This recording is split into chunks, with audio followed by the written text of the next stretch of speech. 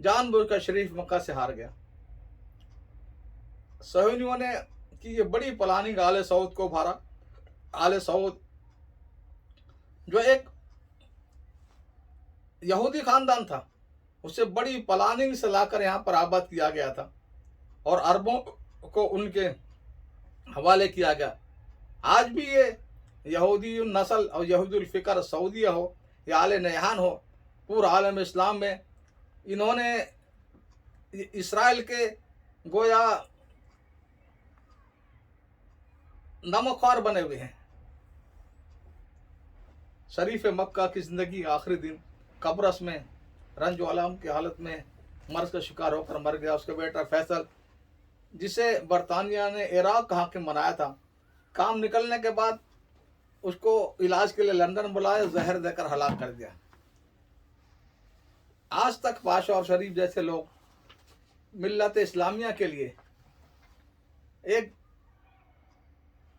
درد، مسلمانوں کے لیے درد اور بدنصیبی کا حصہ بنے ہوئے ہیں۔ صلیبیوں نے ہر مسلم ملک میں، خاص طور مشرق وسطیٰ میں، سعودی گلف میں جو پہرے دار بٹھائے ہیں، وہ آج ملت کو ڈس رہے ہیں۔ کوئی فرد یا جماعت ان کی غلامی سے نکلے تو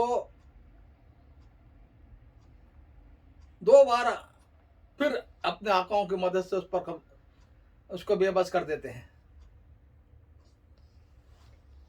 اور اس کے اوپر دہشت گردی کی تلوار لٹکا دیتے ہیں۔ اور دہشت گردی اور مسلمان کو لازم ملزوم کر دیا یورپ کے پروپگنڈے نے۔ اور جتنے بھی اسلام کے مخلص ہیں، چاہے اخوان المسلمین ہو، چاہے تبلیغی جماعت ہو، چاہے ہمارے علماء حق ہیں، ان سب کو، چاہے طالبان ہو، سب کو انہوں نے دہشت گرد قرار دیا ہوا ہے۔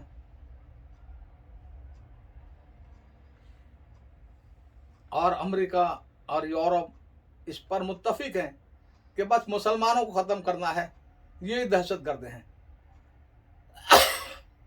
جب مصطفیٰ کمال نے خلافت کے خاتمے کا اعلان کیا تو برطانیہ کے وزیر خارجہ جارج کرزن برطانوی پارلیمنٹ میں اعلان کر دیا کہ اب اسلام کبھی سر نہیں اٹھا سکے گا، ہم نے اس کی طاقت کی شاہراہ کاٹ دی ہے، یعنی اسلام اور خلافت۔ پہلی جنگ عظیم کے دوران برطانیہ کے وزیر خارجہ آرتھر بلفور نے یہودیوں کو خط لکھ کر فلسطین دینے کا وعدہ کر لیا۔ یہ خط 2 نومبر 1917 کو ایک طرف ان سے وعدہ کیا، دوسری طرف برطانیہ اور فرانس نے ایک اہم معاہدہ کر لیا سائس-بے کو، اور یہ 16 مئی 1916 کو ہوا تھا کہ انہوں نے معاہدہ کر لیا کہ ہم شام اور سارے عرب علاقوں کو آپس میں تقسیم کر لیں گے۔ اور فرانس کی کوششوں سے 8% نصیریوں کو 92% سنیوں پر غالب کر دیا۔ صلیبی اور نصیری اس حقیقت کو جانتے تھے کہ ان کے فوجی ڈکٹیٹرشپ کے لیے کوئی سیاسی گراؤنڈ نہیں ہے۔ جو سیریا کے مسلمانوں کو کنفیوژن اور منتشر کر دے، اس مقصد کے پیش نظر الباس پارٹی وجود میں لائی گئی۔ الباس کے نصیری مفکر ذکی اور سوزی اور صلیبی مشیل افلک لیڈر بن کر ابھرے۔ مشیل افلک فرانس میں دوران تعلیم میں ایک دین بیزار سنی صلاح بیتار کو قبضہ کیا، اس کو اپنا ساتھی بنایا اور مسلمان چہروں کو آگے رکھا۔ اس پوری باعث تحریک کی قیادت نصیریوں کے ہاتھ میں رہی۔ ان کے حرکات سے سنی مسلمان بے چین تھے۔ شیخ علی طنطاوی رحمۃ اللہ علیہ نے جامع ہوئی میں مشیل افرق کے خلاف جب تقریر کی، ولولہ انگیز خطاب کیا، اس وقت سیریا کے وزیر تعلیم جمعے کی نماز کے لیے جامع ہوئی میں موجود تھے۔ انہوں نے ان کے خلاف قدم اٹھایا، شیخ علی طنطاوی کے، اور اس کے بعد زہر گھولا ان کے خلاف، اور ساری الگار فرانس کے سرپرستی میں ہوتی رہی۔ اس خطرناک تحریک میں باعث عرب پارٹی کا نام دیا گیا، باعث عرب پارٹی کا نام دیا گیا۔ اس کا مقصود یہ ظاہر کیا کہ عربوں کا خواہ مقام ہم دلانا چاہتے ہیں۔ اسی سے آگے چل کر عرب قومیت کا نعرہ وجود میں آیا، جن کا کہنا تھا کہ اسلام لپیٹ کر میوزیم میں رکھ دو. ان کا ایک فلسفی باسیوں کا ابراہیم خلاص کہتا تھا اسلام دین، سرمایہ، اسلامی اقدار، روایتیں سب کو لپیٹ کر میوزیم میں رکھ دو.